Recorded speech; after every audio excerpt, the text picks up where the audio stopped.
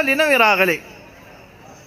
دا هغه زمانه وه دا پېټرول په سعودي کې په 30 کې او په 45 کې ایله پیدا شوې د سعود زمانه وه او 60 او 75 دې کې بیا ډېرې شوې. دغه زمانه کې دا پېټرول یې نه وي. د هغه ځای خلک به دلته راتلل مزدوروله.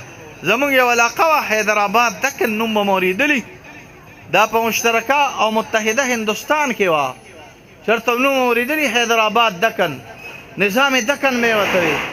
د هندوستان د ټولو مالدارو ریاستونو نه اعلیترین مالدار ریاست دا د دکن ریاست راغلی و او د هغې بادشاه او د هغې سلطان نظام دکن به یې ورته وي. دا ډېر مالدار راغلی.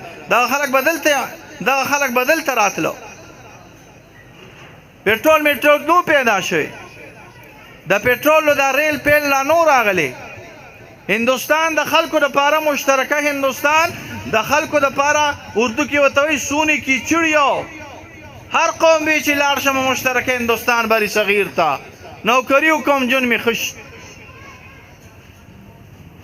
مدینه منورې ته حضرت گنگوهی رحم الله تعالی او چې په کوم ورځ باندې حضرت گنگوهی رحم الله روانېږي نو یو ماشوم داسې ناست دی خفه غوندې ناست دی.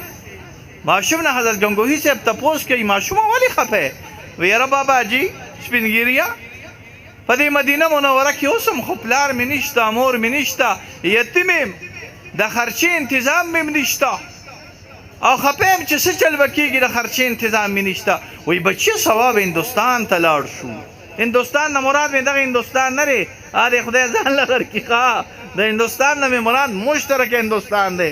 او هسې نه چې راپسې دا پلاران ولګي ګورې ښه چې وایي جوړېنده د هندوستان به یاد کوي بیا به مې خلاص هم نه کړي وکیل صاحب ګورې ښه مراد د هندوستان نه څه شی دی مشترکه متحد دا هندوستان چې انګریز لاکیر خه نه ور ایستلی یو طرف ته پاکستان بل طرف ته انډیا بھارت نو دې ته به مونږ متحد دا هندوستان سبا به زه هندوستان ته وي. زه ډېره ښه ده باباجي لاړ به سبا چې کله را روانېدو ماشوم یې را دې خوا کې وي زو وي یو زو وی هندوستان کې اوبه شته وي یو هندوستان د اوبو ډک دی. د هندوستان یعنې زموږ د پنجاب او د سرحد اوبه مشهورې راغلي. وایي غله پکې شته وي یو غله پکې شته. وایي باباجي ډوډۍ پکې شته وي یو ډوډۍ پکې شته. وایي باغونه پکې شته وي یو باغونه پکې شته. وایي راحت پکې شته وي یو راحت پکې شته. وایي سهولت پکې شته وي یو سهولت پکې شته. داسې ناستو د شین ګنبد خواته وایي باباجي په هندوستان کې او په دغه علاقو کې دا شین ګنبد شته. وایي نه دغه شین ګنبد په هندوستان کې نشته.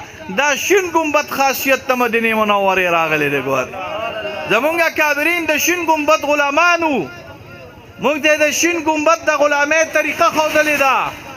مونږ ته د شین ګنبد د غلامۍ او د اطاعت طریقه ښودلې ده. په دې شین ګنبد کې چې کوم هستي محوی خواب ده او په دې شین ګنبد کې چې کومه حیثیت سره د الله پیغمبر صلی الله علیه وسلم حکمرانی کوي د دنیا یو بادشاه په تخت او په تاج سره داسې حکمرانی نه کوي لکه څنګه چې زما آقا محمد رسول الله